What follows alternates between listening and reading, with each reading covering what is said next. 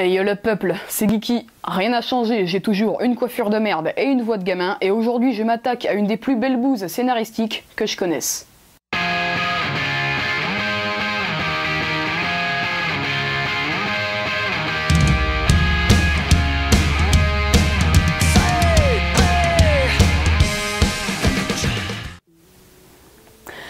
Vous savez, à la base, j'avais pas envie de faire cette vidéo. Déjà que je l'ai faite dans de très mauvaises conditions de travail. Ben oui, parce qu'avec Star Wars 7, le nouvel album des casseurs flotteurs et What the Cut 37, alignement des astres, j'ai bien cru à une invasion de zombies. Puis même, je suis pas doué pour faire des analyses. Mais cet enfoiré m'a motivé à fond. Alors c'est parti. Bon. Alors notre victime du jour s'intitule Superman contre Spider-Man et ça a été écrit par Gary Conway. Ça aurait pu être un bon livre si le scénario n'était pas complètement foiré et si l'auteur ne s'était pas torché le cul avec la licence Superman et la licence Spider-Man. Alors déjà ce qu'on remarque, c'est le format du bouquin qui n'est pas courant. Mais bon, il date de 1979, alors ok.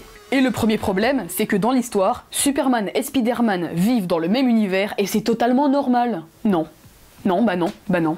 Superman vient de DC Comics et Spider-Man vient de Marvel. Alors je veux bien que ça se passe dans un univers parallèle, une dimension alternative ou un truc du genre, mais non, là on te balance l'histoire comme ça, sans aucune explication, les deux vivent sur la même planète et ça a l'air normal.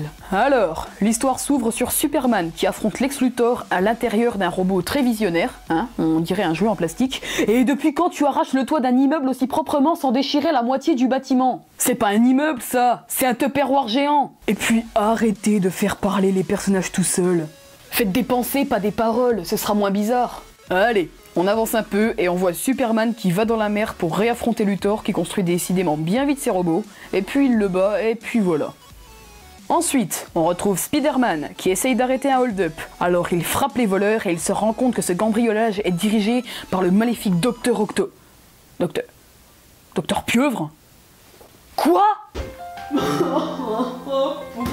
Pourquoi ils ont fait ça?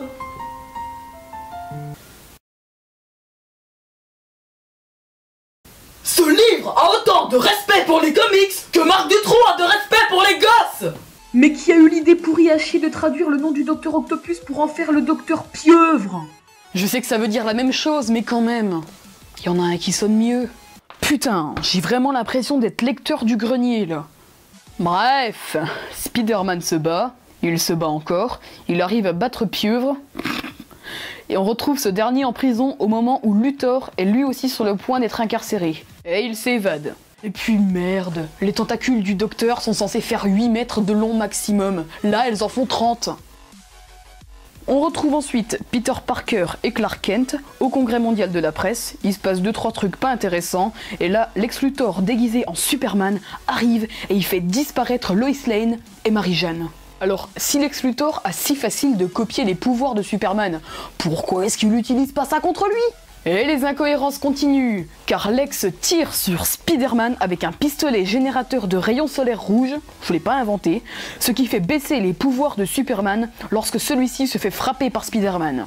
Oui, parce que Spider-Man, il croit que c'est le vrai Superman qui a enlevé Mary-Jane. Mais pourquoi Pieuvre et Luthor, ils ont pas utilisé leur pistolet sur eux-mêmes pour taper Superman? Après un combat entre les deux héros totalement épique... Philippe! Je sais où tu te caches! Viens ici que je te bute, enculé! Ta gueule! Ils finissent par se rendre compte qu'ils se sont fait rouler et ils font une alliance. Après, il se passe rien. Alors on va faire une ellipse jusqu'au moment où Spider-Man et Superman vont dans l'espace jusqu'au vaisseau du Docteur Octopus où Luthor les capture et leur dit qu'il va détruire la Terre si le gouvernement ne leur donne pas 1 milliard de dollars. Putain, j'ai une de ces envies de baiser un bœuf. Attends. S'ils détruisent la Terre, ils vont aller habiter où? Depuis quand le Docteur Octopus, Pieuvre a un vaisseau spatial? Pourquoi 1 milliard de dollars et pas tout l'argent du monde? Pourquoi Luthor ne demande pas des trucs plus intéressants sachant qu'il est déjà multimilliardaire? Et pourquoi dévoiler tout son plan à son ennemi? Merde! Allez, la fin. Spider-Man et Superman battent les deux méchants, ils sauvent la Terre et tout se finit bien. Super original. Voilà, c'est fini. Eh bien, je crois qu'on peut dire que Lex défia Superman, mais qu'il eut tort.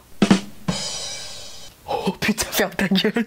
Ce bouquin là, c'est vraiment du gâchis. Enfin, je veux dire, Spider-Man et Superman dans la même histoire, ça aurait pu être génial, mais c'est complètement gâché par les couilles scénaristiques et les défauts de cohérence. C'est comme si Electronic Arts et Ubisoft travaillaient ensemble pour sortir Cheating Simulator. Au final, je vous conseille quand même d'acheter cette BD en fait pour rigoler un bon coup et voir à quel point c'est foiré. Il est trouvable sur internet à un prix assez raisonnable. Bon, c'est tout pour aujourd'hui le peuple. C'était Geeky. Salut.